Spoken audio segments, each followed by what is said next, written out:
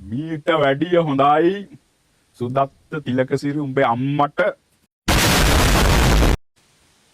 උඹ ඔය පන්සල හදන්න මූලික වෙලා කියවන තරම තෝ රොඩියෙක් තෝ අවචාතකෙක් වල් බල්ලා what මුතර මතක තියාගන්න මම දැන් නිදහස් සාමුදුර කෙනෙක් තොට කවදාවත් ආයි කියවන්න බෑ තෝගේ තැන ඉන්නවා කියලා දැන් ඉන්නේ මගේ තැන මගේ උපංගමේ ඉන්නේ රාජාංගනේ බලපන් මේකේ තියෙන ලස්සන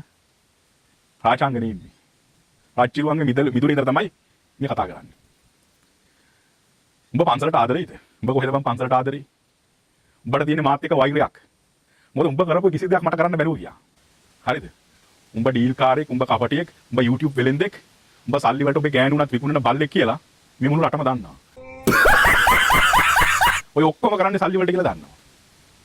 ඊයේ උඹ ආවේ වගේම නාට්‍යයකට තමයි